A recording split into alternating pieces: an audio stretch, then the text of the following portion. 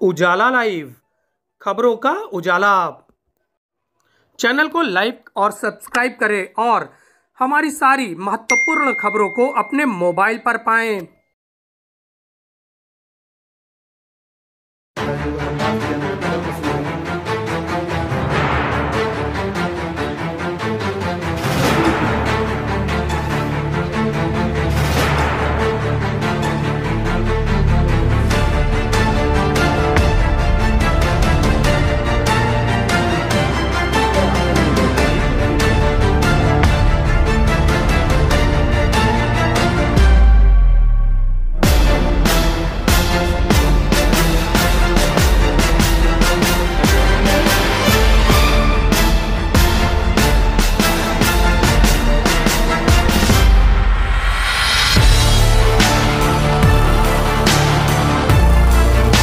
तीर्थराज प्रयाग है, यहाँ आने के लिए तो सब तरसते हैं। मैं भी आज तक श्री जगन्नाथपुरी की यात्रा में था और ये संयोग है कि जगन्नाथपुरी की यात्रा संपन्न करके आज तीर्थराज प्रयाग के दर्शन करके अब चित्रकूट की ओर प्रस्थान करना है।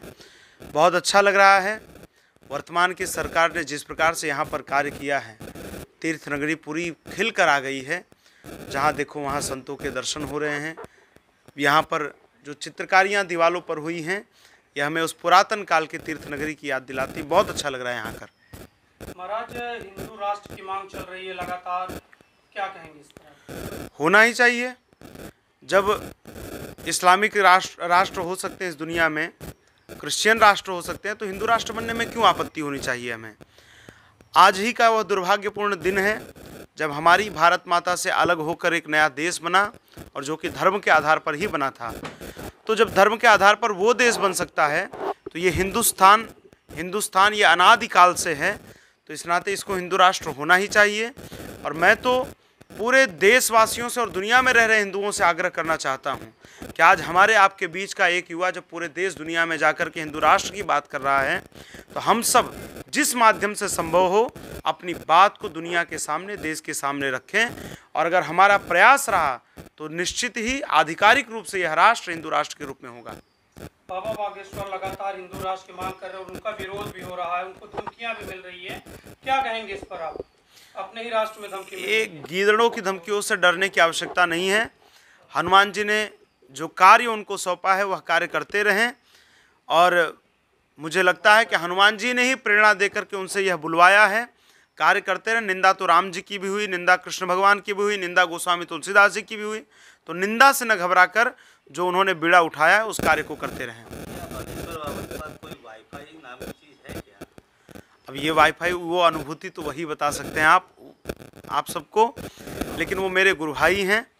हम और वो दोनों एक ही गुरु के शिष्य हैं। वो मेरे यद्यपि छोटे गुरु भाई हैं, तो वाईफाई है कि जो है, लेकिन मैं इसे कृपा मानता हूँ। जिसे लोग वाईफाई कहते हैं, मैं उसे हनुमान जी की कृपा मानता हूँ। इस समय एक मामला चल रहा है ज्ञान वापी का, सर्वे चल रहा है, तो क्या लगता है क्या होना चाहिए वहाँ पर?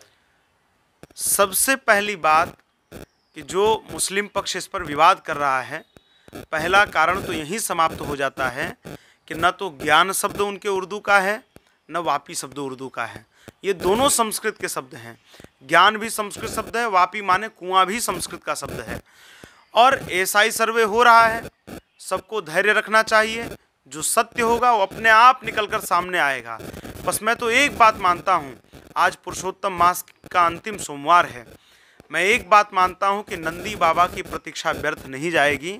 नंदी बाबा जिस ज्ञानवापी की ओर बैठ करके अपने विश्वनाथ की प्रतीक्षा कर रहे हैं, वह विश्वनाथ स्वयं उनसे मिलने आएंगे, और जो स्थान ज्ञानवापी हिंदुओं का है वो हिंदुओं को प्राप्त होकर रहेगा। क्या ज्ञानवापी मिल जाए और बाकी बिहारी धाम मिल जाए तो उसके बाद कोई और भी मांग रहेगी? जहाँ जहाँ है वो मिलना चाहिए। जब भारत अपने स्वतंत्रता का अमृत महोत्सव मना रहा है, तो हिंदुओं को भी तो कुछ अमृत मिले भाई। हम तो मक्का मदीना मंदिर बनाने नहीं गए, हम तो पाकिस्तान मंदिर बनाने नहीं गए, हम तो सऊदी अरेबिया मंदिर बनाने नहीं गए। वो आए हैं यहाँ पर, स्वागत है। लेकिन हमारे तीर्थ स्थानों को तोड़ करके, खंडित करके जो उन्होंने भूले की हैं, इस पर प्रायश्चित करना चाहिए।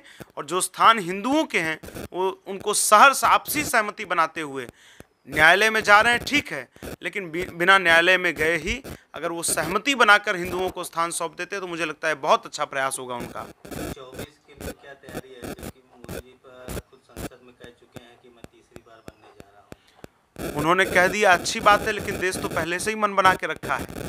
अभी मोदी जी को देश छोड़ने वाला नहीं है, पूरा देश उनके साथ है।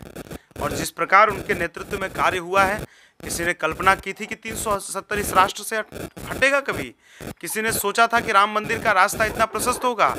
जब राम मंदिर का निर्णय आने वाला था, पूरे मीडिया में और पूरे देश में चर्चा थी कि इतने इस्लामिक राष्ट्र सब एक साथ हमला करेंगे। सब शांति के साथ रामलला के उस पूजन को देख रहे थे। तो उनके नेतृत्व की ही क्षमता है और देश उनसे प्रेम करता है। उन्होंने कहा है ठीक है, लेकिन फिर देशवासियों ने मन बनाया कि तीसरी बार भी उनको सेवा देनी है। ये जनवरी में आपके रामलला के जो है विराजमान होंगे, तो इस पे जो है क्या प्रतिक्रिया है? जो आपके गुरुजी आपके उसमें उनका भी जन्मदिन आ रहा है जनवरी में। पूरा देश और दुनिया जानती है कि रामलला के लिए पहली बार कोई सन्यासी कोर्ट में गया था शास्त्रों के आधार पर साक्ष्य देने, और पूज्य गुरुदेव के ही जगत गुरु रामानंदाचार्य स्वामी रामभद्राचार्य जी महाराज के बयानों पर ही और उनके साक्ष्य और तर्कों पर ही न्यायालय प्रभावित हुआ और अंत में वह पूरी विवादित भूमि श्री रामलला के पक्ष में आई। तो मुझे लगता है कि रामलला की प्रसन्नता ही है और ये एक संयोग है कि जिस समय रामलला भव्य मंदिर में विराजमान हो रहे हैं, राम मंदिर का उद्घाटन होने जा रहा है, उसी समय मेरे पूज्य गुरुदेव का 75वां जन्मोत्सव अमृत महोत्सव आ रहा है। तो हम सभी ने ये निर्णय लिया है, गुरुदेव के जितने शिष्य देश दुनिया में रहते हैं, पूज्य गुरुदेव का अमृत महोत्सव अयोध्या जी में आयोजित हो रहा है।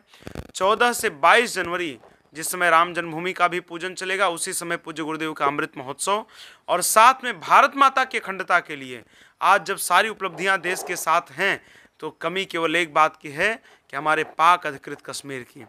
जिस भारत के हिस्से को पाकिस्तान ने अवैध तरीके से कब्जा कर रखा है, वो स्थान भी भारत को मिले। इस नाते अयोध्या जी में 1008 कुंडी श्री हनुमान महायज्ञ का भी आयोजन हो रहा है, जहाँ पर 2100 ब्राह्मण बैठकर हनुमान जी की प्रसन्नता के लिए और माँ भारती की अखंडता के लिए आहुति अर्पित करेंगे। और साथ में देश दुनिया से एक अद्भुत सांस्कृतिक और आध्यात्मिक समागम श्री अयोध्या जी में होने जा रहा है। मैं पूरे देशवासियों को और दुनिया में रह रहे हिंदुओं को आमंत्रित करता हूँ कि एक अद्भुत संयोग आया है कि एक और हम रामलला के दर्शन करेंगे, रामलला के मंदिर के उद्घाटन को देखेंगे और दूसरी ओर पूज्य गुरुदेव का अमृत महोत्सव मनाएंगे। एक बात जो सबसे बड़ी बात है